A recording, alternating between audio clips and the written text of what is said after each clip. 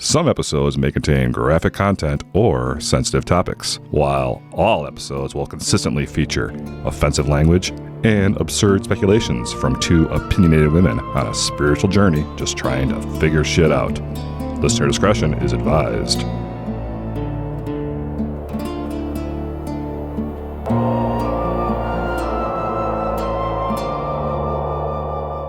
Hi, I'm Sharon. And I'm Heather. And you are listening to Hexhaven. All right, well, thank you for joining us today. We have a pretty interesting concept episode that I've kind of put together. Okay. Heather does not know the topic yet. I do not. So we are going to be talking about something that is widely debated. It is the idea of the ether. The ether? The ether. I don't even know what you're talking about. Okay. So, ether is something that has been discussed since pretty much the beginning of time. It was thought to be disproven by scientific development. Okay. But that is now in the 21st century also debated. It's kind of like an energy force that's just like stagnant in the environment. Isn't it a chemical? There is a chemical called ether. You're okay, right. Yeah. Because I like Fear and Loathing in Las Vegas. They like have it on a handkerchief and they're like sniffing it. Yeah. Yeah. Okay. So yeah, I guess there is a chemical too. This ether is spelled Aether. Okay. But I have seen it also spelled with just the E at the beginning. So ether is interesting.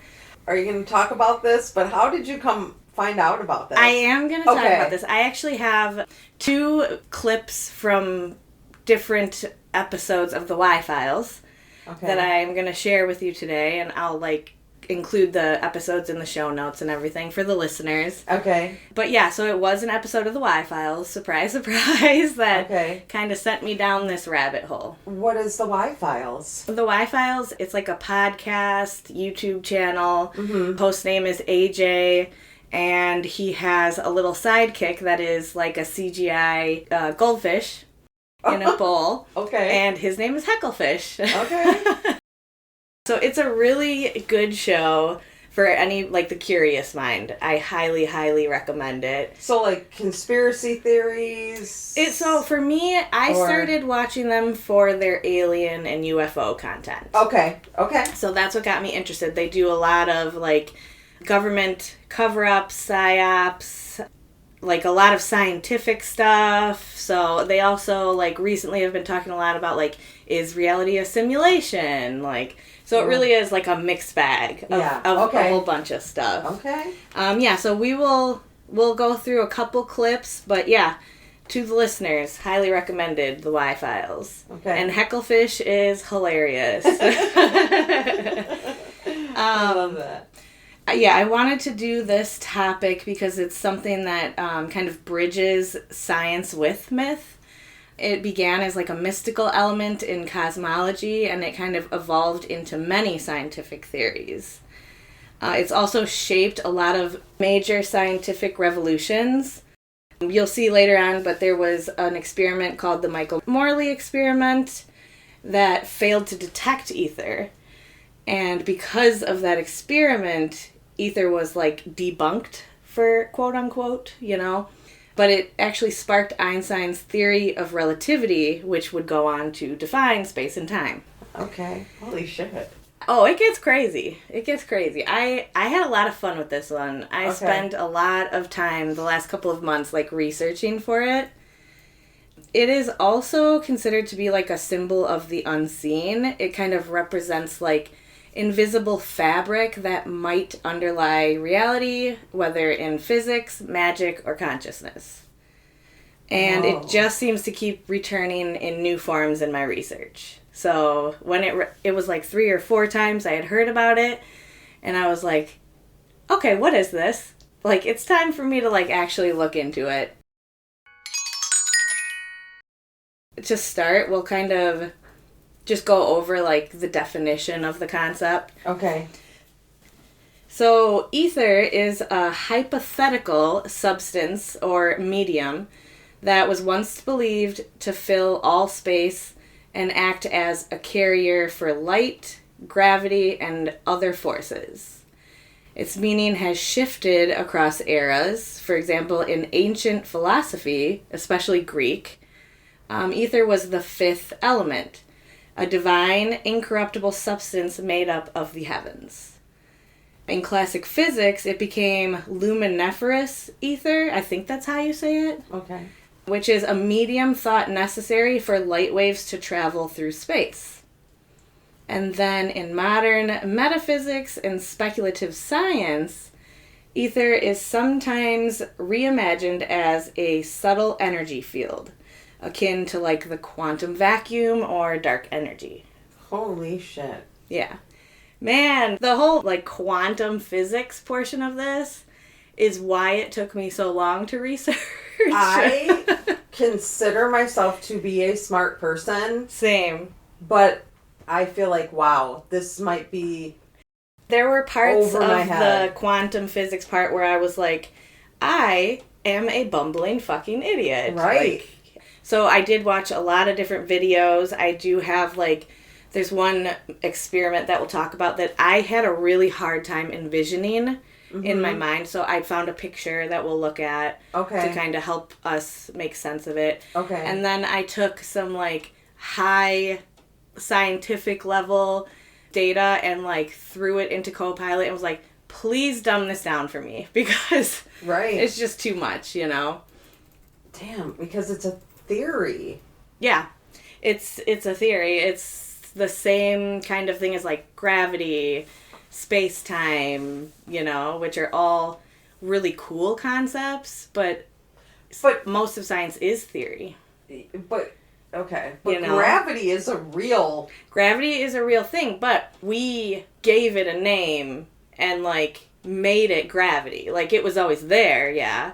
But scientific research is what uncovered it, named it, you know what I'm saying? Mm-hmm. So let's dive into a little bit about how it has been understood across time. Okay. Ether is pretty much the base ingredient in energy work at its most primal. It's the idea that we can draw upon the subtle forces in the atmosphere, the elements, and it's thought to be like the breath between worlds. Across time, it's been framed as elemental essence, scientific medium, and metaphysical current. But because it resists easy measurement and doesn't play by the rules of conventional understanding, it has often been dismissed or even suppressed. Still, what was once labeled myth may be circling back into view through modern practices. So why does it matter? Ether is more than an ancient theory. It's a symbol of the liminal, the space between worlds, and the breath of the cosmos itself. It's thought to be the reason we can see behind the veil. Holy shit. It represents spirit, will, and the divine thread that weaves through all things. Over time, as power structures shifted and dominated worldviews tightened their grip, the idea of ether was quietly set aside. But as we often find, when something is buried, it's usually because it held power. To start, we'll go through the origins of the idea. So it started, the first time we really see chatter of it is in ancient Greek cosmology. Really? Uh-huh. So the word ether originated from the Greek language, and it meant upper air, pure, fresh air, or clear sky. It, at that time, was believed to be the essence that the gods breathed, something that was distinctly different from the element of air.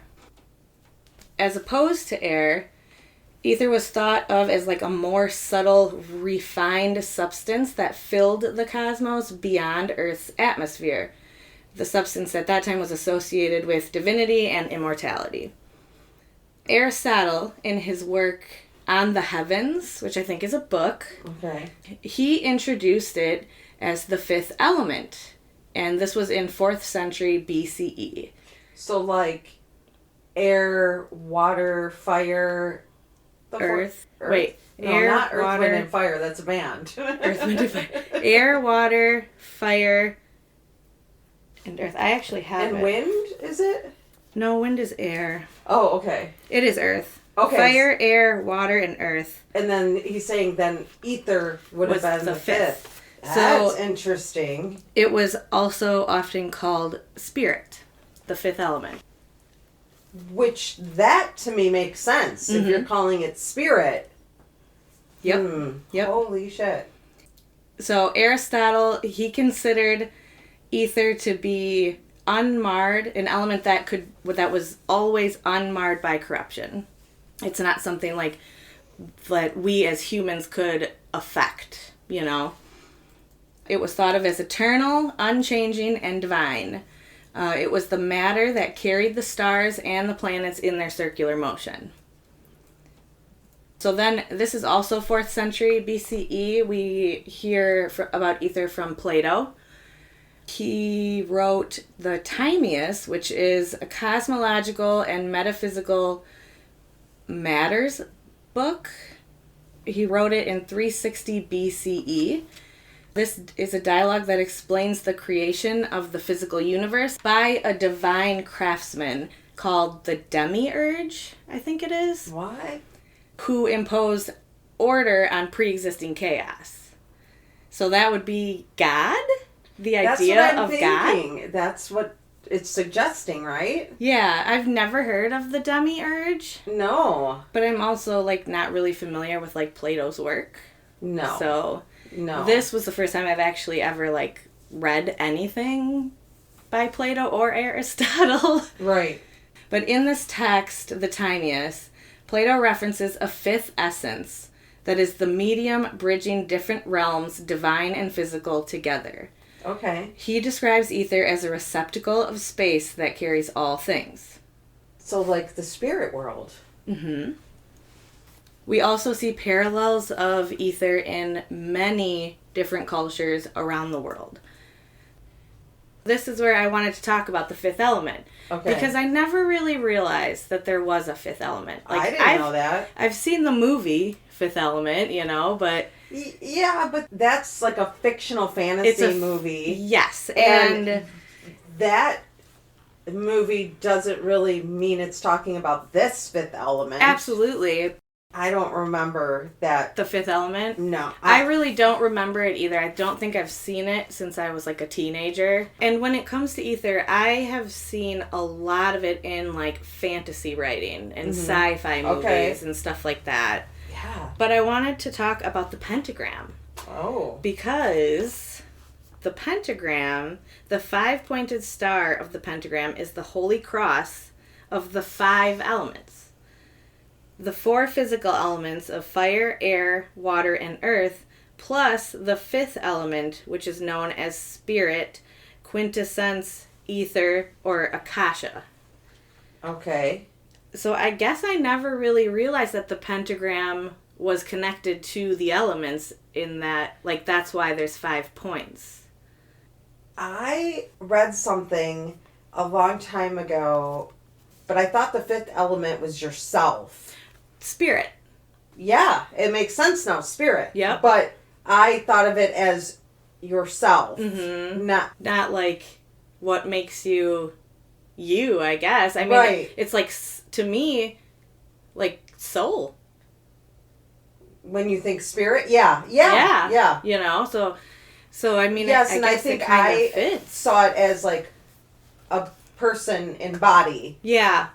Not the physical body. Yes, the physical person. Right. Versus the soul or the spirit of the person. Right. So it's interesting now that it would make sense that 5th element is spirit. Yeah, so I'm going to read you this little blurb here. Okay. This is from the book The Secrets of High Magic. It was written by Francis Melville. It's a practical instruction in occult traditions, including high magic, tree of life, astrology, tarot, rituals, alchemical processes, and further advanced techniques.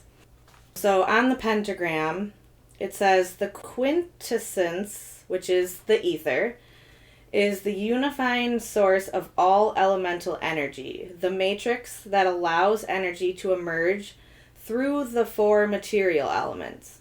The pentagram is therefore a symbol of the quintessence and also a geometric symbol of man as a microcosm, the image of God imbued with spirit, the perfect man as lord of the elements, who governs the elements by the authority of his will. So that is on page 63 of this high magic book. Okay. So I just thought that was interesting. It is. Mm-hmm. So, and then Akasha, I had never heard of that, but it is in Indian traditions, it is considered the primordial space, the first element from which all other things emerge. Akasha is the subtle substance that holds sound, memory, and the blueprint of existence. In Vedic philosophy, which is also from Indian tradition, it's the canvas upon which the universe is painted, and it's intimately tied to prana, which is the vital life force that flows through breath, body, and being. Then it's also relatable to qi in Chinese cosmology, which is considered a life force, the invisible current that moves through meridians in the body and in the world. Qi is the breath of life, the energy that harmonizes yin and yang, and heaven and earth. Like ether, it is both everywhere and elusive, felt more than seen. And then we also see echoes of ether in Western alchemy and Hermeticism. It's called Spiritus Mundi, or the spirit of the world. It's the animating essence that connects all things, the soul of nature, the medium through which transformation occurs. Alchemists believe it is the key to transmutation, healing, and divine insight. And I found that interesting because I've been looking a lot into like Hermeticism, because a lot of the Hermetic works, they kind of allude to our ability as humans to transcend into divine creatures. Right. And that requires us as humans to be open to things like magic, astrology, divination. There's like pillars of it. I'll cover it more like... Well, it's interesting because you said it's something that someone feels but does not necessarily see. Mm-hmm. Is that what you said? Yeah. But that's what God is, right? That is what God is. Right. Absolutely. Yeah. I'm telling you, this shit goes crazy. Man, Wait until we start watching some of these clips, man. You know, and in the past I've watched a lot of sci-fi stuff, so I am really surprised that this concept, I've never even heard like a whisper of its... Right. Unless it was featured on Supernatural and they pronounced it wrong. Which is possible. Sam Hain. Oh, God.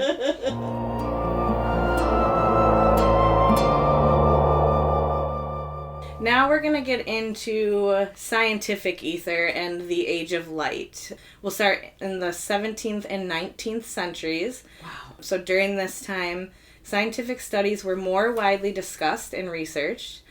Ether was thought of as a medium of space, filling substance for the propagation of electromagnetic and gravitational forces. All right. My wheels are churning because, like, past lives, we know that when someone passes, they're in, like, a holding state, right? Yep. Could this be? I bring that up later. Okay. I connect this to a lot of topics that we've discussed. Mm-hmm. Okay.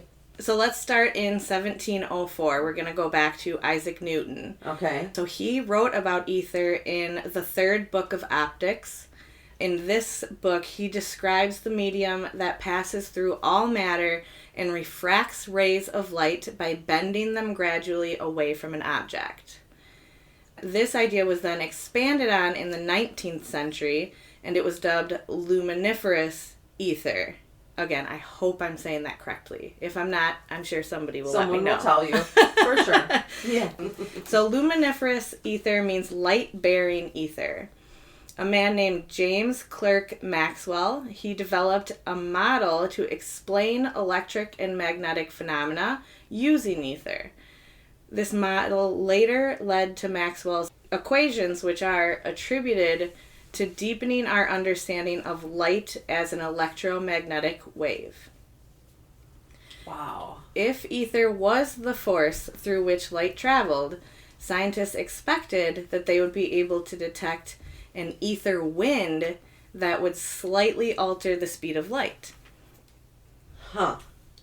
So this is what brings us to the Michelson-Morley experiment and its failure to detect ether. So what timeline is this? We are now in April of 1887. Okay. So two scientists from Case Western University, Albert Michelson and Edward Morley, conducted the experiment in Cleveland, Ohio. Okay. The study would come to be known as the Michelson-Morley experiment, and it is considered to be a breakthrough that led to Einstein's theory of relativity. Michelson had created a device called an interferometer. This device could split a beam of light into two separate paths, running perpendicular and then recombining them to create an interference. By rotating the device, they hoped to detect shifts in interference fringes that would be caused by the Earth's shift in the ether of the universe. And so this is where I got a little picture for us to look at. Okay. Because I feel like, man, I did not pay attention in high school science enough or something. I know, right? Okay, so this is the laser. Right. Right here is where they have the splitter. Okay. So then a light goes this way and the light goes this way. There's mirrors here, and you can see it's making it into kind of a square where the light meets again and then goes into the detectors. So their thought was right around this area they should have been able to see a wind, an ether wind. Oh, okay. And they were unable to detect it. And what is that area referred to? Beam splitter? Okay. Yeah. I'm just wondering, so our listeners are probably going to post like a picture or something. Yeah. But yeah, okay. Yeah, so the results of this experiment showed there was no measurable difference in the speed of light upon the splitting of the beam. So they stamped it with a null result, and it really kind of left scientists in a really confused state. The results... Shit. Yeah, right. The results suggested that either the ether did not exist or the behavior of a light beam denied normal understanding of physics. So it was this experiment that ultimately ended the idea of ether in scientific study. This experiment has been done again and again in more modern times with more precision, and it has still been unable to detect an ether wind. So this forced physics to pivot and explore the idea that space and time themselves might be the true medium of light travel. So Michelson and Morley looked for an ether wind, expecting it to blow like air. But what if ether doesn't behave like air? That line of thought would suggest that the experiments didn't prove ether doesn't exist. Instead, it would mean it proved that if it does, it's strange and subtle and much harder to detect than anybody would imagine. And that's where relativity and quantum physics step in, reshaping the very idea of what fills the cosmos. We're going to move to Einstein now. So he would be the next scientist to make waves in terms of ether. In 1905, he published On the Electrodynamics of Moving Bodies. This paper is where he introduces the idea of special relativity, which showed that the speed of light is constant and in all inertial frames. He notes that light in any form does not require a medium. In turn, the idea of ether in physics was officially eliminated. So it sounds to me like it was more abandoned. It was no longer needed to explain the things that they were researching, so they just tossed it to the side. I didn't really see anything that said that it was like proving that ether does not exist. Huh. Okay. So then, from 1908 to 1915, Einstein would go on to expand the relativity theory, and it then included gravity, which culminated into his official general theory of relativity. This is where space-time itself became more dynamic, curved by mass and energy. So in a sense, he replaced ether with the term space-time as the fabric of the universe. Then in 1920, he gave a lecture at the University of Leiden, and this lecture was titled Aether and the Theory of Relativity, which I never knew about. No. I knew about the theory of relativity. I knew that he was responsible for our understanding of gravity, and I knew that he was the main person who brought us understanding of the term space-time. I know that he did that one experiment where, like, if you put a marble on the thing, like a sheet that's pulled down from underneath, the marble goes like this. And I knew that he was using that to explain, like, the atmosphere in space. Okay. That's all. Gosh, I don't even think I knew that much. Yeah. Like, I mean, I know he's the one that has crazy hair. He's got crazy hair. Right? Yeah. And he was way smarter than I am. Right. Heck yeah. Okay, so yeah, 1920, University of Leiden. During this lecture, Einstein argued that even though the classic understanding of ether as a medium was debunked, one could still speak to a type of ether existing, not as a substance with motion, but the properties of the university itself. So in other words, its curvature, the structure, and its ability to even transmit gravitational effects. Though Einstein was a big part of the downfall of ether, he was also the voice that reminded the world that it still existed. While not a medium of light, it could be found as the elements that make up the universe itself, something complex and unchanging. So once again, we are back to ether's original definition to some extent, as an unchanging and unseen force holding everything in place. Luminiferous ether was thought of as a wind in the void, but Einstein argued at the end that ether is actually the structure of the void itself. Oh. The term space-time is a synonym for ether.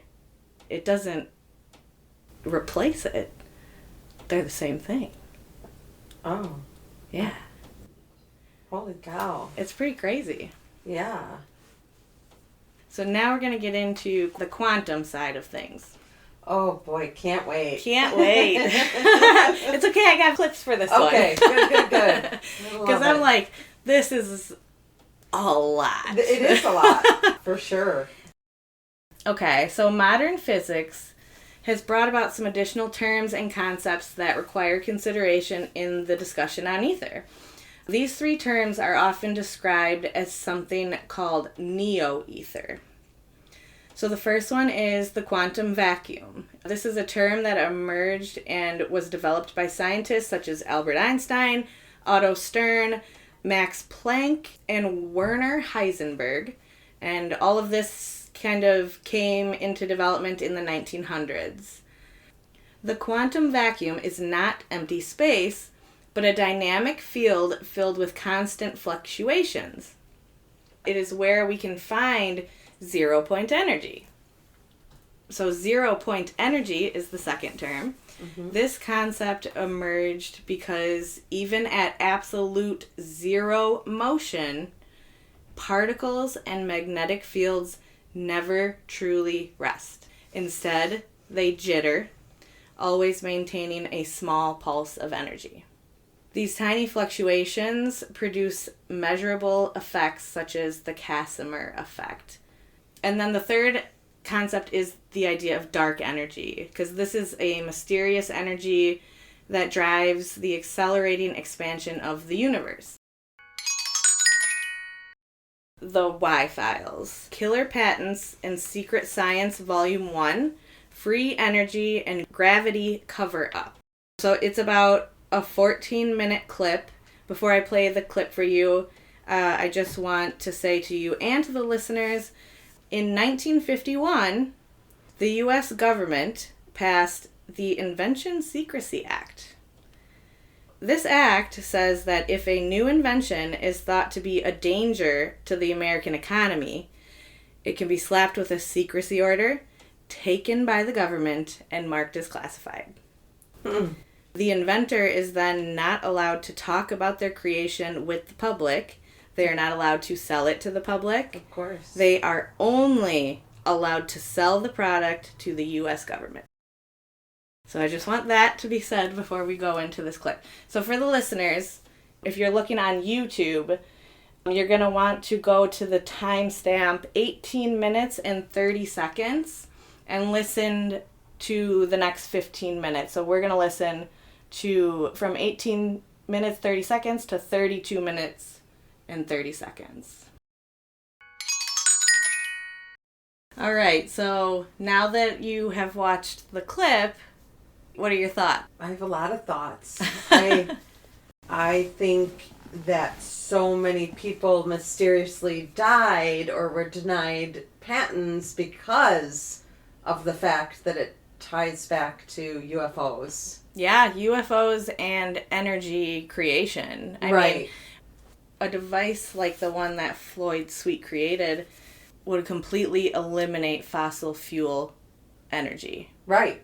And that is like a huge economic force in the United States. Well, and could you imagine, okay, seriously, people put solar panels on their house. Mm-hmm. If they had something like that in their house, they could heat their home. They could heat their hot water. Yeah. They could... Yeah, so the last part of the clip, it said that the device could power anything from one small light bulb all the way up to a full city. Right. So you could watch TV. You could power your washer and dryer on sustainable energy. Yep. 0 point energy. Crazy. Fucking...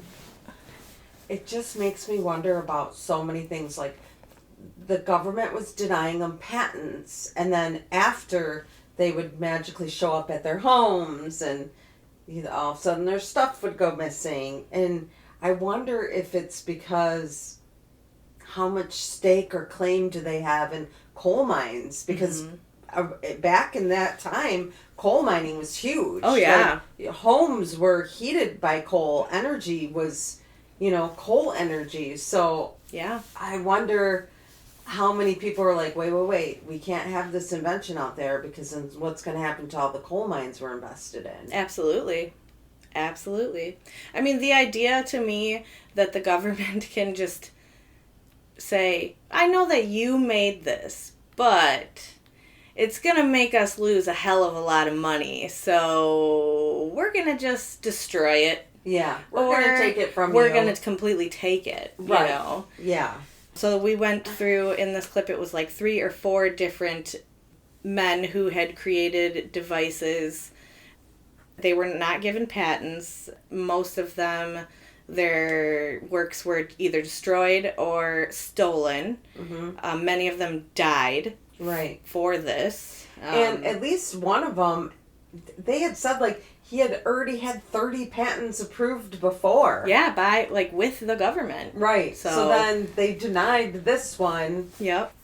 It's crazy, man. This is more than just a spirit. Oh, absolutely.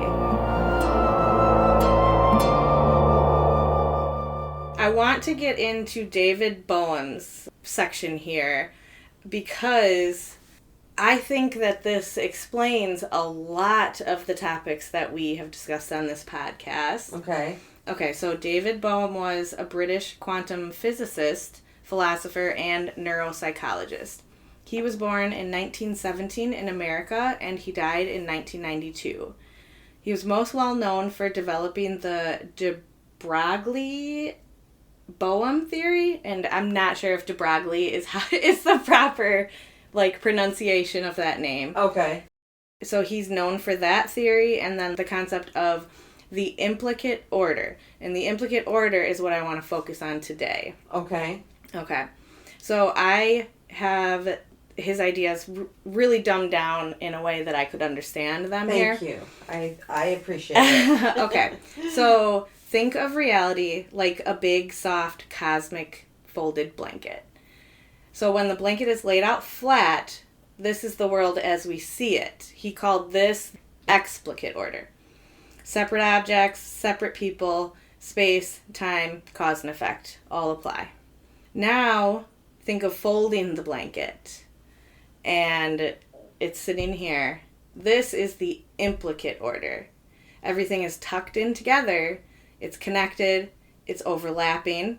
Everything is touching everything else. Nothing is separate. Mm-hmm. So everything influences everything in the folded blanket. So what we see, the unfolded blanket, is the surface. Underneath the surface is a deeper hidden layer where everything is intertwined. Okay. A similar example would be the slime of a lava lamp. What you can see from the outside is the surface of the bubbles. The implicate order would be the gooey inside of the bubble. Isn't it just oil and water? So I think it is oil, but so think about the blobs. They can connect together. You can see the outline of the blob, sure. But you can't see the inside of the blob. So the inside would be the explicate order, the ether, the substance that holds that bubble together in the lava lamp. Wow, okay. David Bohm felt that the implicate order could be an explanation for the way that we see weird behavior in particles, like acting connected even when they're far apart. I recently saw an episode of the Y-Files where split electrons from light were reacting strangely. The second clip is about 8 minutes. This is from an episode called We Live in a Simulation. The timestamp that I would like you guys to go to is 14 minutes and 27 seconds in. We're going to talk about the double slit experiment. All right, so now we've watched the second clip where AJ kind of intertwines science and spiritual beliefs. Right. So what do you think about that? I mean, you said it best when we were off recording. That's fucking wild. Yeah. I don't have words right now. Right. I cannot wrap my head around this double split experiment. No. How is it that electrons and protons can tell when they are being observed? Right. That insinuates intelligence in something as basic as particle elements.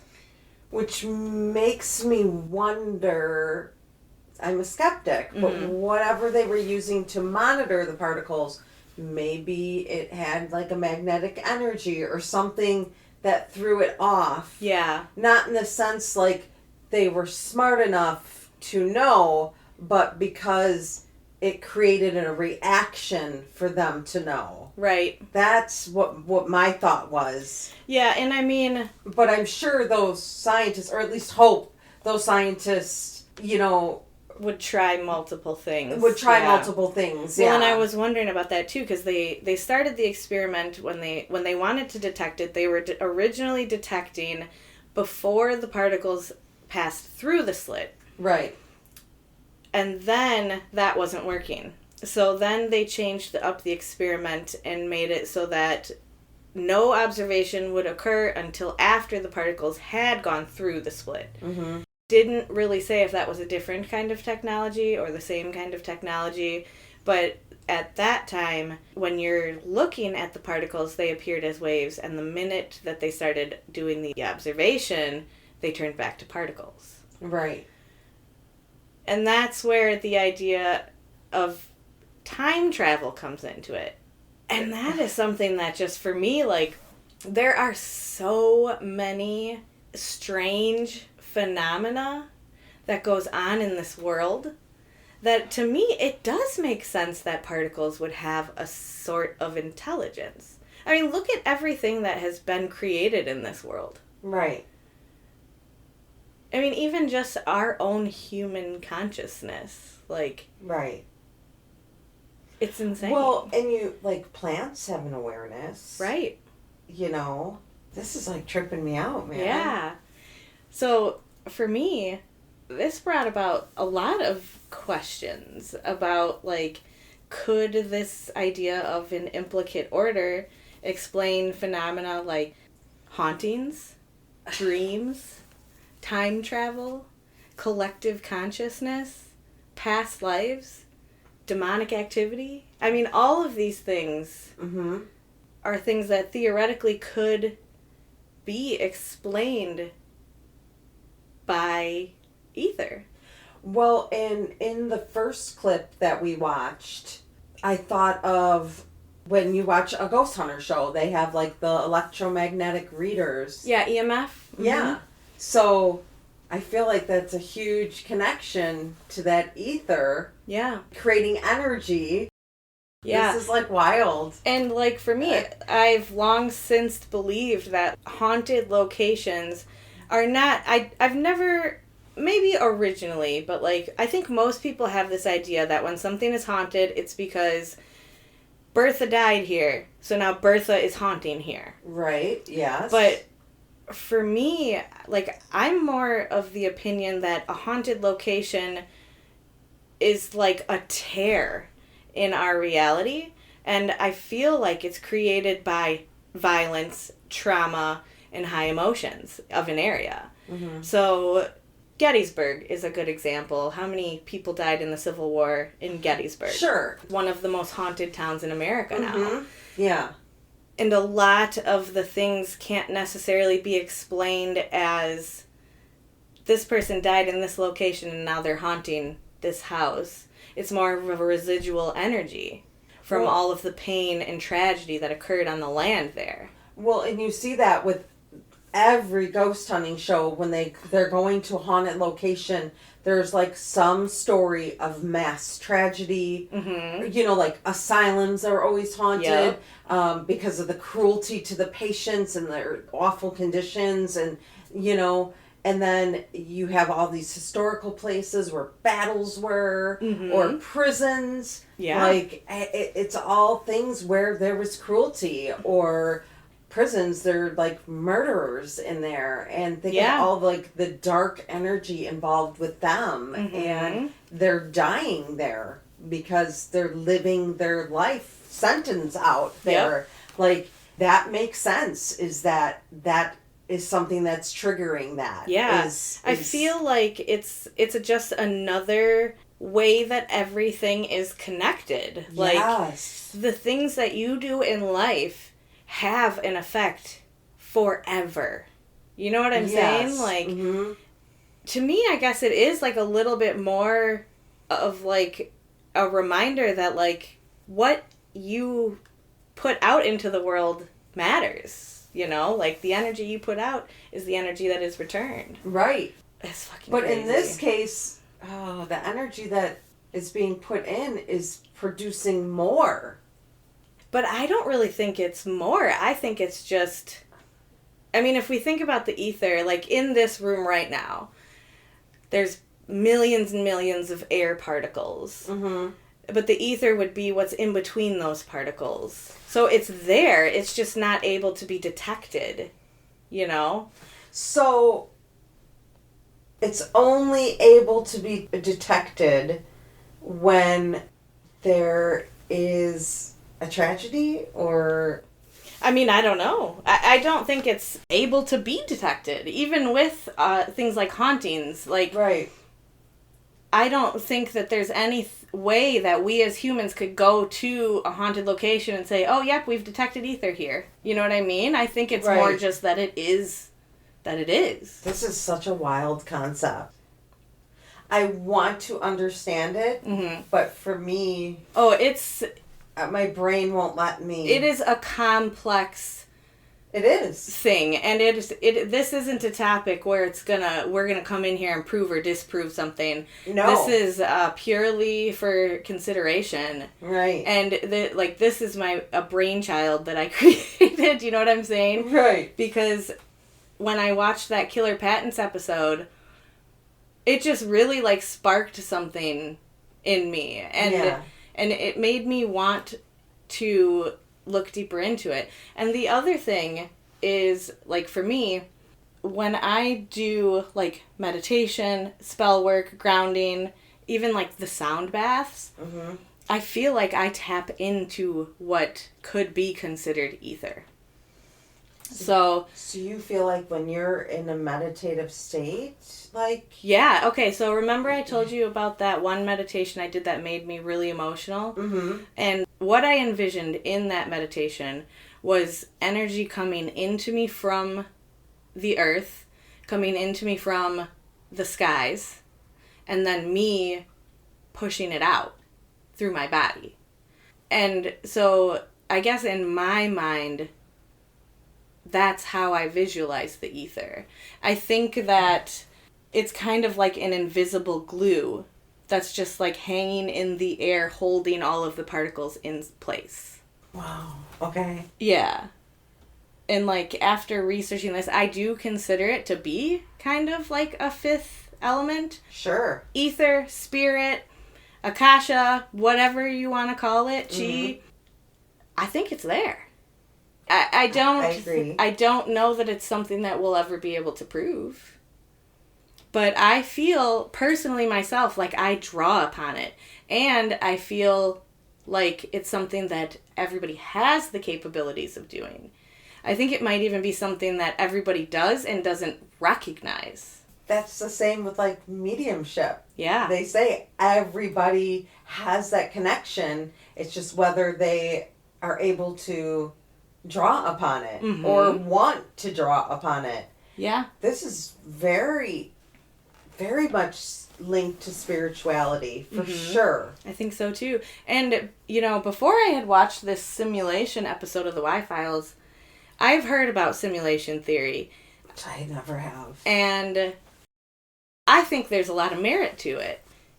I have never equated simulation theory and, like, intelligence to spiritual divinity and God. I mean, he said it at the end there. Like, he's right. Like, why is it that people think it has to be one or the other? Right. Like, it's some kind of... If we are in a simulation, it's some kind of intelligence that has put us here. And is that not what God is? Or the idea of divine power? It's the idea. Yeah, for sure. Yeah. Shit. Yeah. I think this is something that I will always continue to, like, think about, you know, when we're doing stuff. But yeah, this is absolutely fascinating.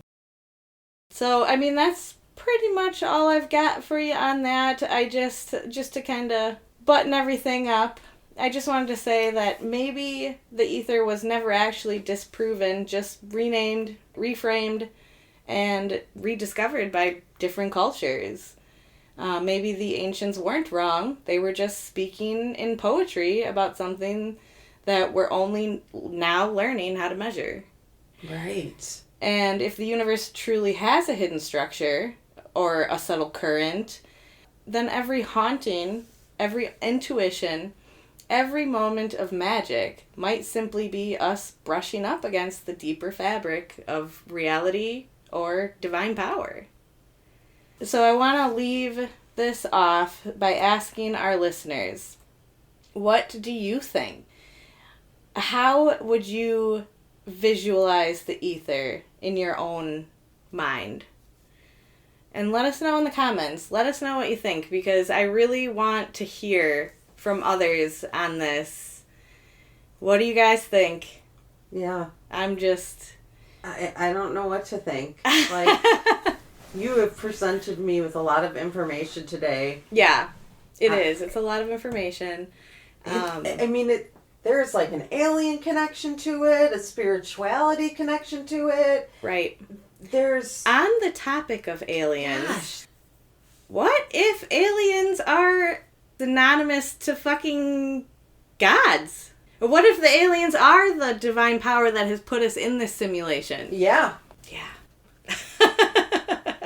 This is how you get alien cults. It is. Dude, I swear, we're going to end up starting a cult. This is crazy. Yeah, let us know what you think, because my mind is just boggled right now. Yeah. Yeah, look into some of this stuff. I know that I presented a lot of information here, but, I mean, like, you know, definitely check out the Y-Files. I mean, he talks about, like, Nikola Tesla on multiple different, like, episodes and stuff, okay. which I never really knew a lot about Nikola Tesla, but I forgot to mention this, but when I was looking into this idea of his over-unity device, I was getting some strange feedback about, like, it's not real kind of thing, right? Oh, okay. So I went and asked Copilot about it, and Copilot says, yeah, well, Nikola Tesla's over-unity device isn't real because it violates the laws of thermodynamics. Okay. Which it would. Mm-hmm. And that he never publicly spoke about something called an over-unity device. But if it was a secret patent, he wouldn't have. Right. For one thing. Because he would have had to sign away that he wasn't going to talk about it and would have had to sell it to the government. Right.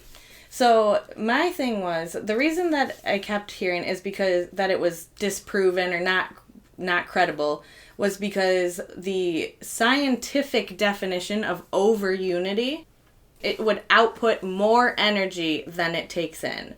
So that would violate the law of thermodynamics. Tesla never claimed to have created anything that created more energy than it took in, but the popular or alternative definition of over-unity is what I have heard about the device, which is that what most people think it means. The device taps into energy that's already there in the environment. It's just not obvious enough to be measured, which would be the ether. Crazy. Yeah. So why they're saying that it's not real, it's debunked, not credible, is because of what people think that Tesla meant and then what science actually rejects. So what people think Tesla meant was that he was harnessing unseen ambient energy.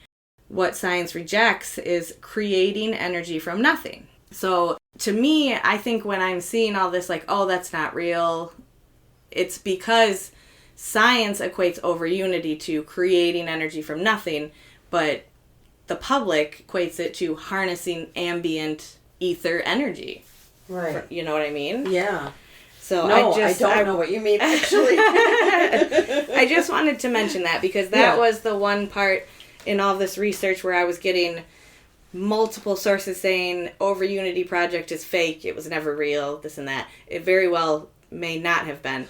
But what I do know is that Nikola Tesla used the idea of ether to make things like harnessing energy from lightning strikes and a lot of his technology. Right. So. But yeah, like anything that the government wants you to not know about, they try to debunk it and make it seem like it never existed. Right. You know? Yeah. I mean, we see that with every UFO crash that people can really legit say they were there, they saw things, they of a cover-up, and the government still will be like, no, we don't know what you're talking about. Yeah. And it never happened on our watch. Yeah, well, the other thing, too, is I think because there's a lot of history of the U.S. government using psychics and mediums. Well, we learned that from the Project Bluebird, right? Yeah. Mm-hmm. Like, yep, and so I think that maybe some of this stuff would, like, out them a little bit. I don't think they necessarily wanted the whole world to know that they're doing these things, tapping into these things, because they've been saying that they're fucking fake. Right. You know? Yeah. So, I don't know. Once again, you have given me a topic to really think about. Good. I'm glad. That was kind of my goal here, because I just wanted to get people thinking about it. Like, it's not something I think we'll ever know for sure, but it's definitely something worth consideration, especially when we're talking about hauntings and collective conscious and past lives, all of that. Yeah. And we've talked about this many times, how so many things are intertwined. Mm-hmm. You know, and it makes you wonder sometimes, like, I know we see Aleister Crowley as this, like, crazed, you know, like... Narcissist, drug addict, sex fiend. But maybe he knew a little something, too. I mean, I don't doubt that he did. I think he was just a really terrible person. Right. You know? Yes, but that's true. I think that, I mean, we've talked to even, like, you know, he loses credibility because he does drugs, but at the same time, psychedelics, they tap you into something, man. Right. You know? Right. And so it's exactly. Like, yes, it's kind of like he loses a little bit of credibility, but, like, overall, I know that is a way to tap into shit. So, yeah. You never fucking know, man. Craziness. Yeah.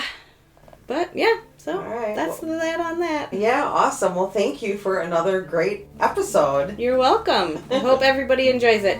If you guys have any questions about this, or you want to suggest like a next line of thought that maybe I hadn't considered, send us an email, hexhavenpodcast@gmail.com. Thank you for listening. Bye. Bye. Original theme music for Hexhaven has been written, recorded, and produced by Matt Shaw.